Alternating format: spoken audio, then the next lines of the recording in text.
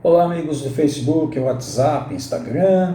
Hoje, domingo de Páscoa, todo mundo curtindo de maneira diferente, em casa, nada de comer peru na casa da mãe, não é verdade?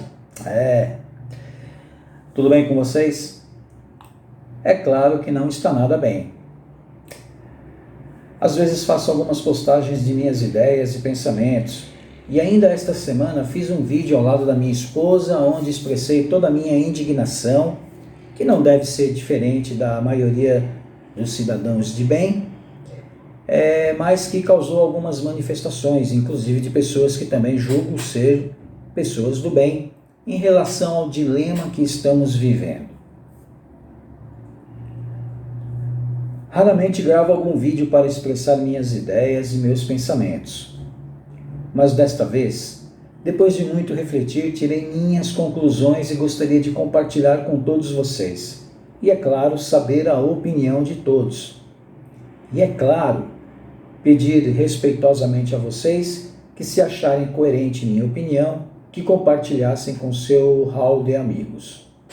A verdade é que estamos em tempo de guerra, onde todos nós temos dois inimigos em comum: o vírus e a iminência de um alto índice de desemprego.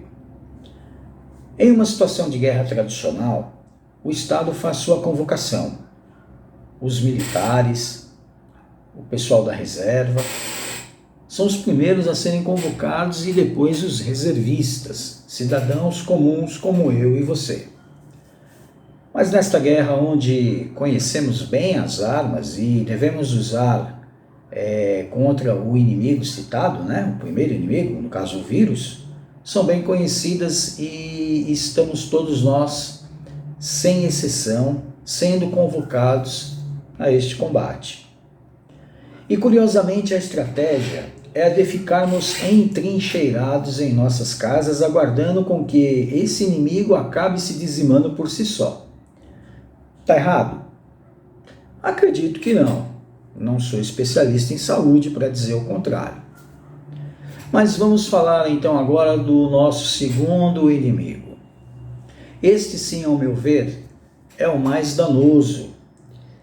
Se não o enfrentarmos com coragem,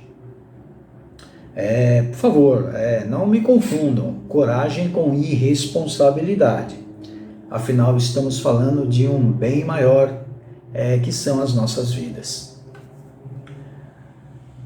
O mundo, em outros tempos, já passou por crises muito pior, como as duas guerras mundiais, a gripe espanhola, a crise de 29, e todas deixaram dois legados: miséria, dor, sofrimento, mas também conseguiu despertar na raça humana a sua enorme capacidade de se reerguer e de voltar a seguir o seu caminho, o caminho do crescimento, da prosperidade.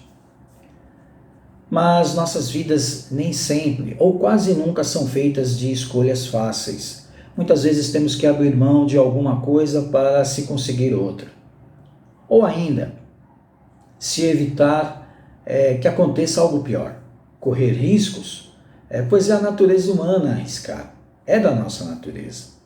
Mesmo que isso coloque em risco as nossas próprias vidas. Acredito sim que a necessidade de encararmos esse momento com maturidade, sabedoria e principalmente coerência é de suma responsabilidade de todos nós, sem exceção. Sendo assim, eu vou deixar aqui para vocês pensarem que ainda vivemos em um país livre, onde podemos, pelo menos por enquanto, podemos ir e vir, temos a nossa liberdade de expressão, afinal vivemos em uma nação livre, de total democracia ou não? Sendo assim, não seria mais sensato se duas forças políticas existentes em nosso país não fossem mais coerentes com o nosso direito de escolha, ao invés de, através dos meios de comunicação existentes em nosso país, implantarem em nossas vidas a sensação de terror, medo, insegurança, ou pior, uma total sensação de culpa e irresponsabilidade? A dúvida que assombra nossas mentes, na verdade, é pior do que os próprios motivos da crise. Falando das medidas que estão nos oferecendo como confinamento obrigatório, ao invés disso, não seria melhor uma verticalização opcional de isolamento? Ou seja, os governadores e prefeitos promoverem estudos a fim de indicar e orientar as regiões onde existem menor incidência ou quase nenhuma existência do vírus e oferecer às empresas e principalmente às pessoas a opção de escolherem se desejam ou não ficar em quarentena, a fim de não parar totalmente a economia do país e, consequentemente, evitar ou pelo menos minimizar o colapso econômico e financeiro, não só do país, mas como delas próprias? Os números atualizados chegam próximos a 21 mil casos no país. Isso hoje, domingo de Páscoa. Vamos lá. O estádio do Morumbi abriga mais de 66 mil pessoas em um dia de casa cheia. O medo do Estado é a da explosão do número de casos e, com isso, o sistema de saúde colapsar. Mas para um país do tamanho do nosso, 21 mil casos, com pessoas contaminadas, fragmentadas em todo o país, eu considero um número relativamente baixo. E lembrando que a mídia, à exceção de alguns canais, não estão divulgando o número de pessoas que estão recebendo alta. Divulgam apenas os óbitos. Ou seja, a grosso modo, o número de casos sempre irá tender a crescer. Mas será que é isso mesmo? Quantas pessoas entre estes 21 mil casos já tiveram alta? Pense nisso.